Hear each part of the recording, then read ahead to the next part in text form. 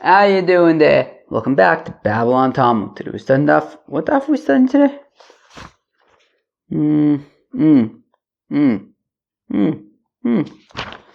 Pehei.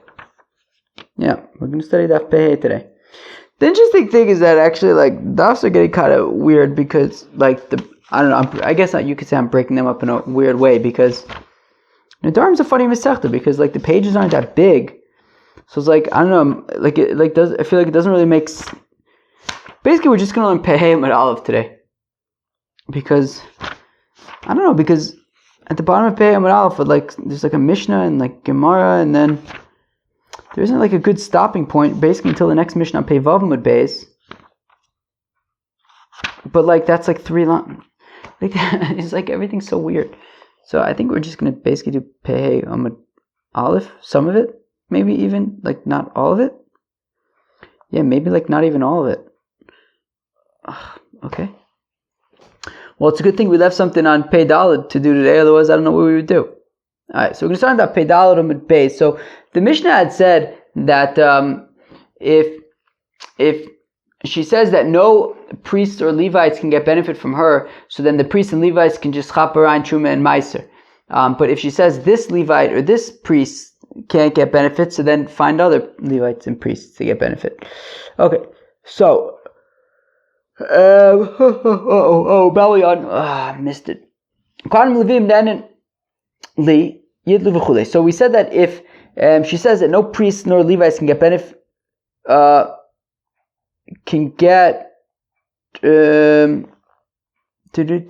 wait 1 second. Right, so this isn't necessarily his wife, right? This is just anybody, right? A fellow says that Kohanim and Levim can't get benefit, so they can come and chaparan anyway. So now, says the Gemara, Alma, Tovas Hanoya Eina Mamon. So we see, okay, so generally speaking, right, Tovas Hanoya, generally speaking, a fellow has the choice of who he can give his truma to, right? And that people could pay you for, to give it to a certain person, right?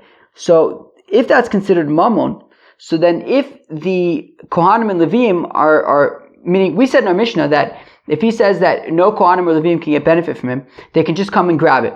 Now, if this benefit that he has to choose who he gives it to is considered mamon, as monetary value, then when they come and take the Truma and Meiser, they're getting benefit from him. They're getting benefit from this value. So Alma Tovasano Eina Mamon. So it must mean that this benefit that a person has to be able to choose who he gives his truma and meiser to has monetary does not have Eina Mamon, does not have monetary value, and that's why the Kohanim and Levim are able to take it. Ema Seifa, but if we go weiter in the Mishnah, it says Kohanim Elu Levim Elu Nenenli, that if a fellow says that these particular priests or these particular Levites can't get benefit from me, Yitlu Acherim, let other people then take truma and take his truma and meiser from him, because right. So Avol Lehane Lo Amutovasano Mamun. But the specific priests and Levites who he said cannot get benefit from him would not be able to take truma and meiser, implying that this benefit that he has to choose who he gives it to has monetary value, and therefore they can't take it. So if we look at the ratio, it would seem that Tovasano lav mamon, and that's why the priests and Levites can take it, even though he said that no priests and Levites can get benefit because it's not considered mamon. But on the other hand, we say that if he designates specific priests or Levites, then let other priests and Levites take it, implying that Tovasano is mamon, and therefore other priests and Levites should be taking the Truma and Meiser. Amar Rav Oshaya lo kashet no pam ha Rabbi va Rabbi Yosef Bar Yehuda. Whether Tovasana is mamon or not is a machlokas between Rabbi and Rabbi Yosef Bar Yehuda. The Tanya is learning about Isakon Tvalo shel Chavero. A fellow steals tevel from his friend. Reuven steals a whole bunch of untied produce from Shimon. Ve'achlo, and then Reuven, after stealing it, he eats all of it. So Rebbe says, right, so Reuven stole all this untied stuff from Shimon. He's got to pay it all back to Shimon, including the Truma. That's Rebbe's opinion. Rabbi Yosef Bar Yehuda Omer, Eino Mishalim Elad Mechulin Shabo.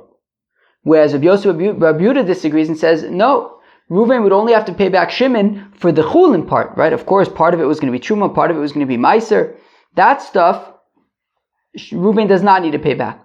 Only the Chulin part of it, so my lab. So let's say that the machlokas between Rebbe, who says that Reuven has to pay back everything, and Rabbi Yosef Rabbi Yehuda, who says that he only has to pay back the chulin portion. So let's say that the machlokas is about how do we treat the tovas hana of the truma and meiser portion. Is it considered mamun, in which case he would have to pay it back, like Rebbe says, or is it not considered mamun, in which case he does not have to pay it back, like Rabbi Yosef Rabbi Yehuda? Do Rebbe savar tovas hana mamun? So as I just said, Rebbe says that this benefit that a fellow has to be able to choose who he gives his trumas and meisers to, it has a monetary value, and therefore the Reuven would need to pay back Shimon this value. Rabbi Yosef Rabbi Yehuda savar tovas hana eno mamun. Whereas Rabbi Yosef Rabbi says that this tovas hana is not considered mamun, and therefore Reuven would not need to pay Shimon back that value. Lo duchuli amun tovas hana ena mamun.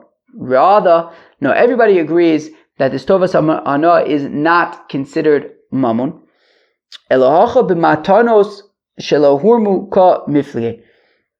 The question is, if this, right, we're talking about trumas and meisers that were not yet separated, right? It was untied produce, right? Reuven stole from Shimon untied produce, which means that trumas and meisers were not yet separated. So if they are not yet separated, so then do we treat it, as part of the mixture, in which case, like Rebbe says, you'd have to pay everything back? Or do we say like Rabbi Yosef Rabbi Yehuda, which is that no, even if they haven't yet been separated, we know that he's going to have to separate them, and therefore he only has to pay, it's like they are separated, and Reuven would only have to pay back the chulin part, but not the part that would be separated in the future as trumas and meisers.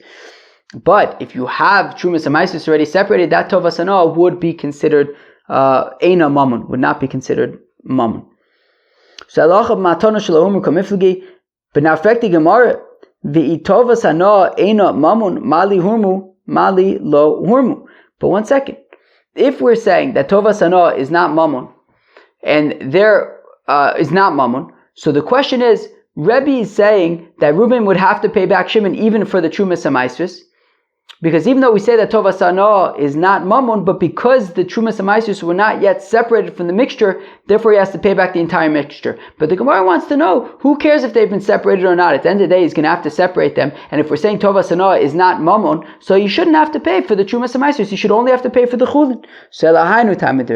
So rather, this is the reason why Rebbe says that he has to pay for the whole mixture, because kansua rabbanon liganif keechi delo lignov. Yes, technically speaking, right, tovas hana is not mammon, and he shouldn't have to pay back for the trumas and meisers. However,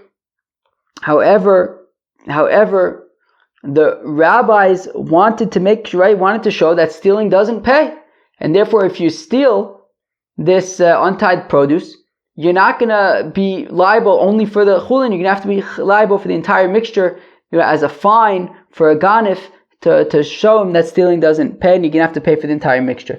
Rabbi Yossi, Bar Yehuda, Sover Kansor Rabbanon Valabayis, Kiechi, Dilo, Lishe Letivle. And you could say that according to Rabbi Yossi, Rabbi Yehuda, the rabbis are basically finding the Shimon, the person whose untied produce got stolen, and we're saying that he's only going to get the value of his chulin, not the entire mixture, because we want to make the point that you shouldn't be leaving tevel around for so long that somebody can end up stealing it from you. Rather, immediately, right, once you have tevel, separate trumas and meisers, give those away to the kohen and the levi, and be done with it. Don't leave them around so that somebody has an opportunity to steal them. And if they do, you're only going to get back the value of the tevel, not of the trumas and meisers. Okay, fine. Rave Omar Shiny Trume Dahainu Taima Dietlu al Korcho. Now remember, the original question was that in our Mishnah we said that if a fellow says that Kohanim and Levim cannot get benefit from him, so then they can just come and grab their own trumas and meisers, implying that tovas hana is not mammon. But then we said that if he makes a neder against specific kohanim and levim, then only they can't grab the trumas and meisers, but other people can, implying that tovas hana is mammon. So is it not mammon or is it mammon? So now Rava gives an alternative answer, which is, look, shiny truma is just a different story. The ainu the taima tidlo akorcho. This is the reason why they can grab it against its will. It's not because tovas hana is lav mammon. Rather, mishum de truma lo chazi el kohanim bechevin de ko osi le misra alayu shavya offer ba'alma. That because truma can only go to the kohanim, and therefore if you have a fellow who says that no kohanim can get benefit from him, then obviously it's a ridiculous neder, because right, Memela, this truma needs to go to them, and therefore by saying that no Kohanim can get benefit, he's basically making this truma hefker, and therefore any Kohen can come in and grab this truma, and it's not considered like they're getting benefit from him. It's just considered like hefker because he said something so crazy like no Kohen can get benefit from me. Well then what about the truma? So Memela becomes hefker, and that's why they can take it. So friends, I think Lamaisa, I'm going to stop here. I know it's pretty crazy, but I mean, if we stop here, then tomorrow we can do the Mishnah, and then the Gemara really just flows straight until Peivav Mud Beis, but it's not even that much. Like Peivav Mud Beis, we'll stop like 4 lines in, and then there's just a small little Mishnah. So I think we'll just basically stop here. So friends, we basically just talked about, if a fellow says that Kohanim and Levim cannot get benefit from him, so we say if no Kohanim and Levim can get benefit from him, so then they can just come and grab the stuff. And if he says that specific Kohanim and Levim cannot get benefit, then they cannot get benefit, but other Kohanim and Levim can get benefit. We then ask the Shaila, so what do we say that Tovas Hanoah is considered Mamun? Do we say that Tovas Hanoah is not considered Mamun? Because we wanted to say that, according to the Reisha, it sounds like it is not considered Mamun. That's why the Kohanim can take it. According to the Seifa, we're going to say that it is considered Mamun. Therefore, if he says that specific Kohanim and Levim can't get benefit, then others can. And we wanted to say that this was a machlokas between Rebbe and Rabbi Yosef and Rabbi Yehuda, but that ended up being inconclusive, because we could say that both of them hold that Tovas Hanoah is not considered Mamun. Rava then gave an answer, and it says, look, the reason why when a fellow says that no Kohen can get benefit from him, they can just come and take it, is because that's a ridiculous thing to say, because then what are you going to do with the truma? So Memele, the truma becomes hefker. That's where the Kohen can take it. Friends, that was Daf Pei Daled of Masechta Nedarim. I think it was Daf Pei Daled anyways. No, it was Daf Pei Hey. Yeah, Daf Pei Hey of Masechta Nedarim, or at least the first part of it. And we're going to pick up from there tomorrow. Peace out.